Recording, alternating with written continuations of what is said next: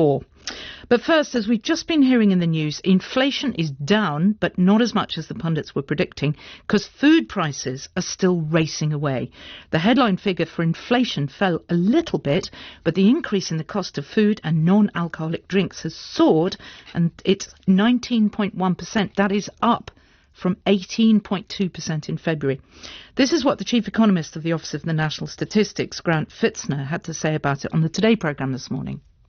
Well, the key driver this month, as indeed we saw last month, is higher food prices. They've gone up on an annual basis from 18% to 19.1%, which is the new highest annual rate for over 45 years. If you look at global food prices, wheat, vegetable oils, etc., they've been coming down for some months. That has not flowed through yet to consumers. It's important to point out, though, this is not unique to the UK. Germany, in the same period, saw their food prices up 22.3%, and certainly there's quite a number of European countries that are seeing even higher annual increases in food prices. Now, the ONS produced a great long list of price rises for basic products today, and we've been looking at it and drilling down into the detail.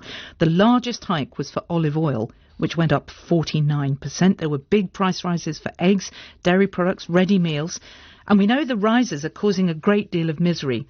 But is there an end in sight? Now, remember, if inflation halves, it still means prices go up, but they just go up a little more slowly. The best place to look at what's likely to happen to the prices we pay for food and drink is in the supply chains. And Grace Randall is Retail Insight Manager at the Agriculture and Horticulture Development Board, which represents farmers and growers. And she's on the line now. Grace Randall, welcome to you and yours. Now, many economists expected inflation to fall, but more than it has. So why, when it comes to food and drink, are we seeing such increases in prices?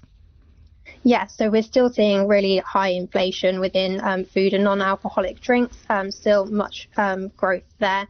And it's really coming through from these shortages that we've seen, especially in fruit and vegetables, because we are on a global market and we're trying to get those supplies in from other countries. And that demand is causing an increase in those prices.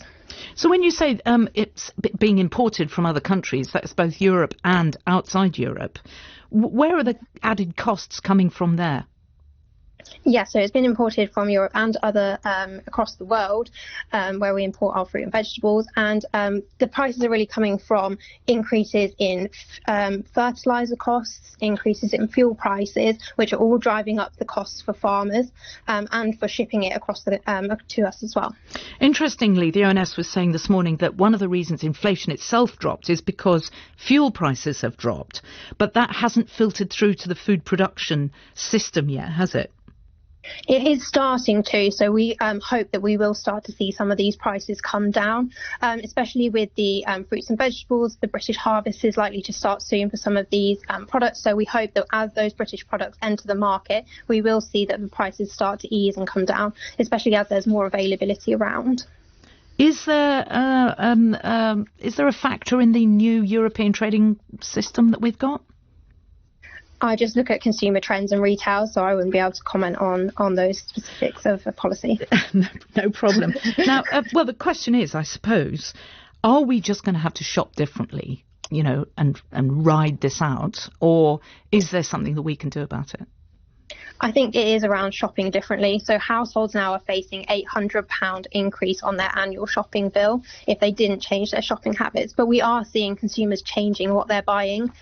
So from our research, it shows that trading down in tiers, away from branded products or those more premium own label products into your standard and your more value products is really what consumers are doing to try and combat some of these price rises. And how are the producers responding? I mean, there's two questions here, really. Are they just swallowing up the cost by just charging more and keeping their profits the same, or are they going out of business and walking away from the industry? So it's really not up to farmers what they charge for their products. It's on a global market, and so those prices are dictated by global trends. So it's really they are just having to take the prices that they're given and do everything that they can to reduce their overhead costs on farm. But we are seeing them come under increased pressure, and we think this will continue throughout the season. And I suppose if you buy cheaper products, and more of us buy cheaper products, or the value ranges, as you say, the demand is higher for the same supply, and so that's going to push prices up, and it's inevitable, isn't it?